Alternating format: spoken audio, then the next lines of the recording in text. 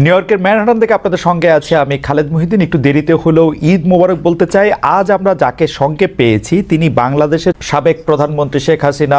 পরিস্থিতিতে বাংলাদেশের রাজনৈতিক মেরুকরণ, যারা ক্ষমতায় আছেন, যাদের অন্তর্বর্তীকালীন সরকার, তাদের সম্ভাবনা এবং ভবিষ্যৎ নিয়ে কথা বলার জন্য আজ আমাদের সঙ্গে রয়েছেন বেগম খালেদা জিয়া, বিএনপি সভাপতি। তিনিও আসলে বিএনপি চেয়ারপারসন, তিনিও আসলে চিকিৎসার জন্য লন্ডনে গিয়েছেন। শেখ হাসিনা, আমি আপনার কাছ থেকে জানতে চাইবো যে আন্দোলনে শেখ হাসিনার পতন হলো সেই আন্দোলন সম্পর্কে অন্তর্বর্তী সরকারের প্রধান উপদেষ্টা ডক্টর মোহাম্মদ ইউনূস যুক্তরাষ্ট্রে বিল ক্লিনটনের উপস্থিতিতে একটা অনুষ্ঠানে বললেন যে এই আন্দোলন খুব পরিকল্পিতভাবে চালিয়ে নেওয়া হয়েছে, কিছুই হঠাৎ হয়নি। আমরা আপনার কাছে একটু জানতে চাইবো যে আপনার জ্ঞাতসারে কিংবা অজ্ঞাতে এই আন্দোলন কি শুরু থেকেই কোটার আড়ালে সরকার পতনের আন্দোলন ছিল? চক্রান্তটা শুরু হয়েছিল সেই 2022 সাল থেকেই। কিছুতে আমাকে ক্ষমতায় থাকতে দেবে না। আর বাংলাদেশ যখন উন্নত হয়ে গেছে, যারা এই সুদখোর ইউনূসের তো বহুদিনের লালায়িত স্বপ্ন, আর তার মদতদাতা আজকে এটা প্রমাণিত। সেই ইউএসএইডের টাকা আর আমেরিকার মদত, পাকিস্তানি আইএসআইয়ের মদত, জঙ্গি, সন্ত্রাসী, খুনি এরা এবং গ্রেনেড হামলাকারী, বিডিআরে আমাদের সেনা সদস্যদের হত্যাকারী, এরাই হচ্ছে তার শক্তির আধার। তাদেরকে নিয়েই তার পথ চলা, যা আজকে প্রমাণিত সত্য। এবং আমি আরেকটি খবর আপনাদের দিতে চাই। দুর্নীতি দমন কমিশনে ইউনূসের বিরুদ্ধে একটা মামলা হয়েছে। আর শ্রমিকদের অর্থ আত্মসাতের জন্য শ্রমিকদের করা মামলায় শ্রমিক আদালতে ইউনূস কিন্তু সাজাপ্রাপ্ত আসামি। সে কিন্তু একটা কনভিক্টেড আসামি এবং সে চক্রান্ত করে, সন্ত্রাস করে, জঙ্গিবাদকে সহায় করে এবং অপপ্রচার চালিয়ে সে ক্ষমতাটা দখল করেছে। ক্ষমতা দখল করার সাথে সাথে কী করেছে, সে তার আগে থেকেও প্রচেষ্টা ছিল। ইউনূস সেন্টার নামে একটা জায়গা, আপনারা জানেন, গ্রামীণ ব্যাংকের একটা সম্পত্তি 11,000 স্কোয়ার ফিট বিনা পয়সা নিয়ে সেখানে তার ইউনূস সেন্টার। এবং এটা হচ্ছে একেবারে যত রকমের চক্রান্তের জায়গা। ইউনূস ক্ষমতায় যেয়ে কিন্তু নিজে ওই জায়গায় তার যে লোকরা বসা, তাদেরকে দিয়ে সারা বাংলাদেশে সার্ভে করার নামে লোক নিয়োগ দিয়েছে। ঢাকা জেলার জন্য 40 জন, আর তাছাড়া সারা বাংলাদেশের জন্য তার প্রায় 80 থেকে 100 জনের টিম। বিভিন্ন জেলায় জেলায় তাদের দায়িত্ব, যেখানে সিটি কর্পোরেশন বা পৌরসভা আছে সেই জায়গার জন্য বেশি করে লোক নিয়োগ। এবং ইউনিয়ন পর্যায় পর্যন্ত সে লোক নিয়োগ দিয়েছে, যাদেরকে সে টাকা দেয়। তাদের হাতে মোবাইল ফোন, একদম স্মার্টফোন, তাদের হাতে কম্পিউটার এবং সমগ্র বাংলাদেশের সমস্ত তথ্য দিয়ে তারা পাঠায়।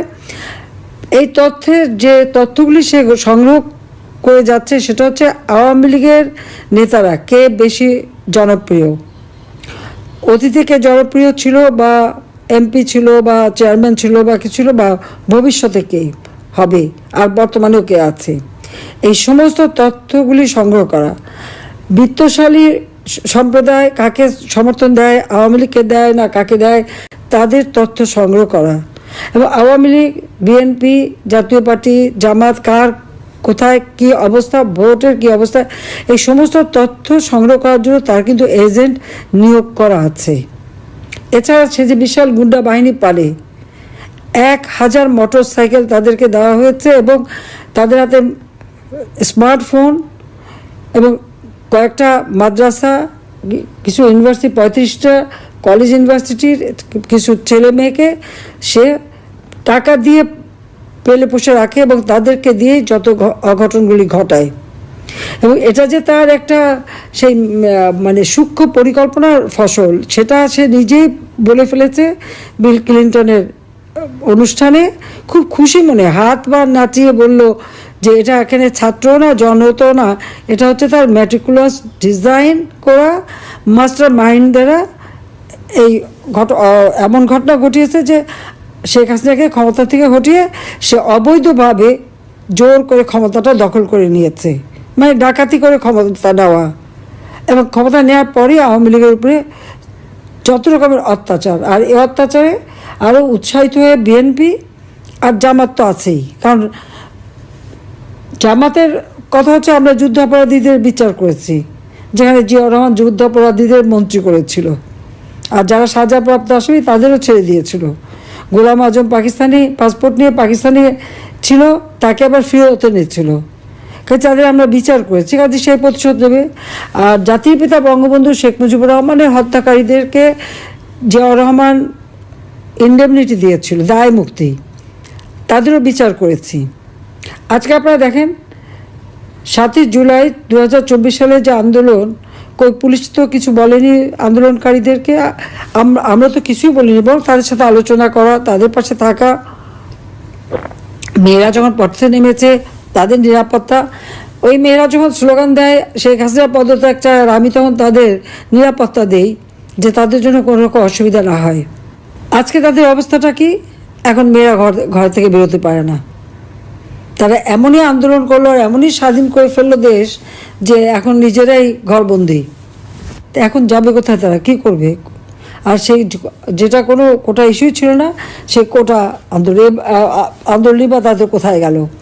আর এখন সপ্তদলীয়করণ, এই অস্ত্র লাঠি সোটা নিয়ে চিফ জাস্টিসকে পদত্যাগ করতে বাধ্য, জজকে পদত্যাগ করতে বাধ্য।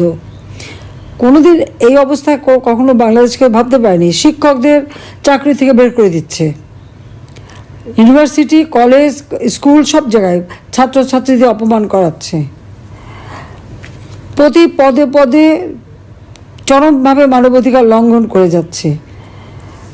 বাড়িতে ছোট শিশু তা থাকা সত্ত্বেও বাবা মাকে গ্রেপ্তার করেছে, বাবাকে তাকে মাকেও। তো এই বাচ্চাটাকে কে দেখবে? কি হবে তার? 93 জন আইনজীবীর বিরুদ্ধে মামলা তারা সারেন্ডার করেছে, তাদের জামিন দেবে না। কিছু জামিন দিয়েছে, কিছু দিচ্ছে না। মানে আপনি যে বিচার চাইবেন সেই সুযোগটাও নাই। আইনজীবীদের এইভাবে গণহারে মামলা দেওয়া, গ্রেপ্তার করা, পৃথিবীর কোনো সভ্য দেশে এরকম ঘটনা ঘটে বলে আমার তো জানা নেই, আমি তো দেখিনি।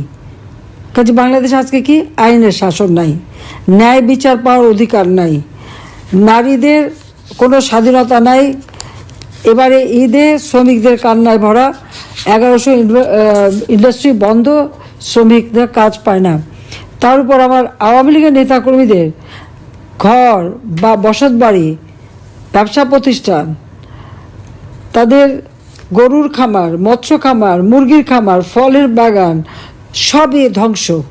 দোকানপাট যা ছিল একেবারে সব ভেঙে চুরে লুটপাট করে জ্বালিয়ে পুড়িয়ে নিঃস্ব করে দিচ্ছে।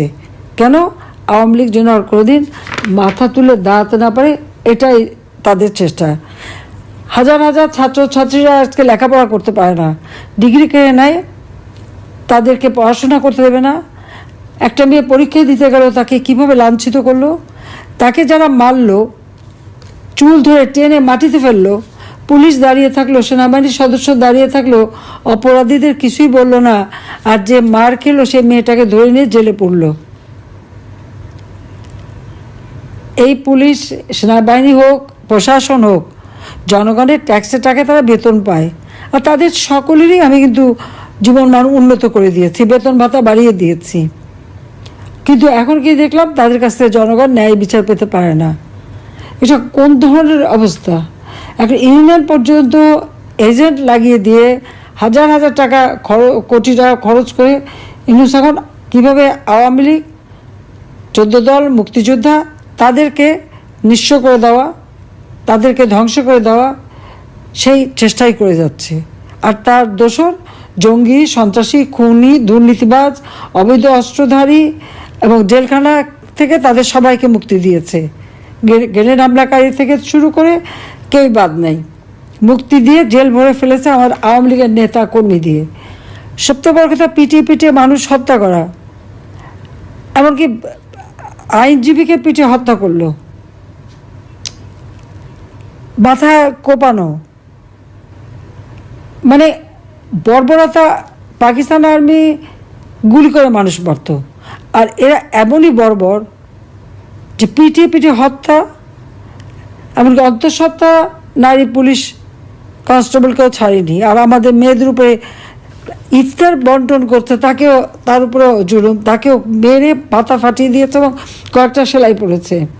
তো এইভাবে অত্যাচার, নির্যাতন তারা চালিয়ে যাচ্ছে।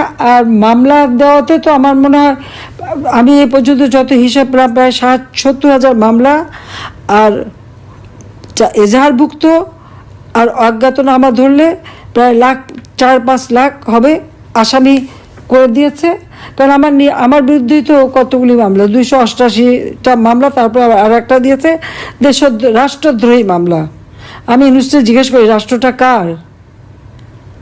আমার বাবা তার জীবনটা উৎসর্গ করেছে, আওয়ামী লীগের নেতাকর্মী তাদের জীবন উৎসর্গ করে এই দেশ স্বাধীন করেছে। আমি জনগণের নির্বাচিত প্রতিনিধি।